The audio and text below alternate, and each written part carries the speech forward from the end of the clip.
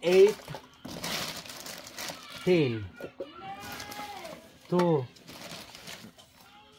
4, 6, 8, 10. At dalawang mantika. Good afternoon mga kababayan. Muli nandito tayo sa kababayan nating Aita at kung saan magbibigay po tayo ng kunting tulong sa kanila sa pamamagitan po ni Madam Grace. Tara, samahan niyo po ako. Tao po! Ay! Kumusta? Pwede pumasok? Ayan, ano yan? Nagmo-module po ako kanina eh. Nagmo-module ka? Pwede akong po dito? Oh, sige. Madam, ikaw yung ano? Ikaw yung hindi Aita. Opo, yung asawa ko lang. Ang asawa mo lang ang Aita.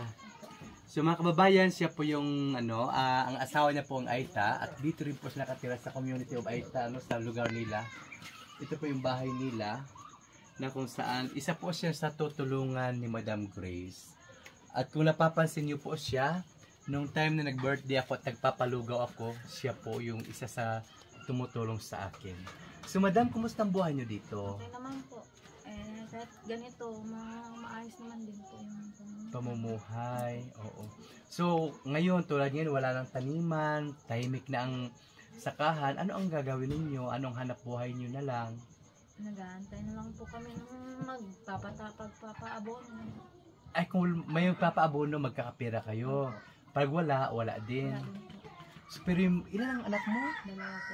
Pero okay naman ang pamumuhay niyo pang araw-araw. Asan ang mister mo ngayon? Nasa trabaho niya po. Saan? Sa Tugega na po. Nagtatrabaho. Trabaho din. Yung mister mo, taga dito talaga. Aita talaga. Opo. Ikaw, taga saan ka talaga? Taga Manila po.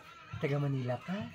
So, ang naman, binihag ng puso mo ang binihag ng ang puso mo ng isang Aita? Opo. Hindi ko po alam kasi na-Aita siya. Madam. Ay, okay. Hindi mo alam. So, na-in love ka na lang. Opo. Sige, ang importante, nagmamahalan tayo, Yun lang. Importante, happy at love. So, magbibigay sana kami ng bigas pero hindi mo naman yata kailangan. Kailangan mo ba? Kailangan ko din po, Madam. Oh, kailangan pala. Mga kababayan, mga friend, papasok nga. Akala ko hindi mo na kailangan dahil iuwi ko na lang. Okay, ito po yung bigas, Madam, ha? Ito yung bigas. At ito yung groceries. Oo. Ito yung groceries. Bubuksan ko mamaya ng konti, Parang may kulang pa ya. Ayan. Ito yung itlog. Pakilagay. Ayan po yung itlog, isang tray. At buksan ko na, punitin ko na dito, ha? Ito po yung, grocery na ni Madam. Pasensya ka na, pinilisan ako, ha? Kasi ang init. Oo. Ito yung biscuit. Pwede ko ilapag dito? Sige. 5, 10, 15,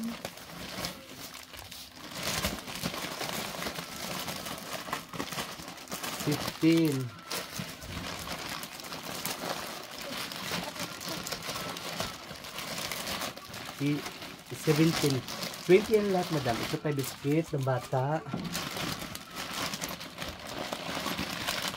Gatas. Gatas yan. Of course, magic sarap. So, another biscuit. 3 biscuit. Para may baon ba yung mga bata? 17, 18, 19, 20. And of course, tuyo. Suka,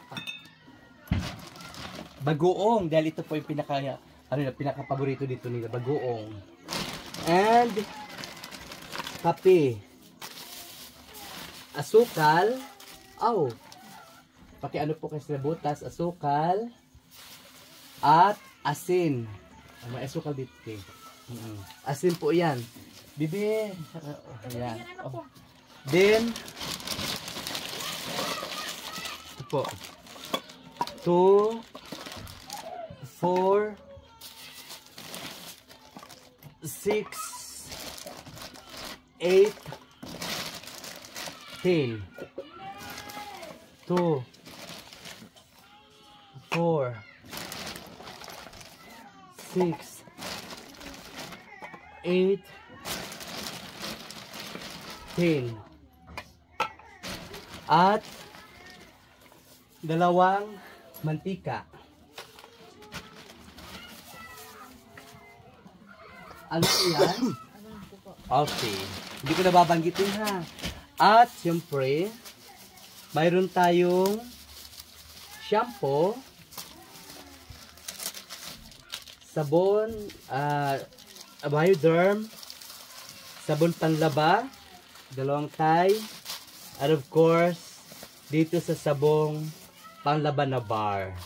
Now, madam, sa lahat na ito ay bigay ni Madam Grace. So, ano ang masasabi natin? Maraming salamat po sa Diyos, Madam Grace. Sa binigay ng tulong sa amin, napili niyo kami, Madam Grace, na tulungan. Maraming salamat po. Oo. Pati po kay Madam Mia. Oh, walang anuman. Walang sapayan sa Bisaya. Okay, ito po ay pabigay ni Madam Grace sa tulong ni Madam Grace sa akin, sa ating lahat.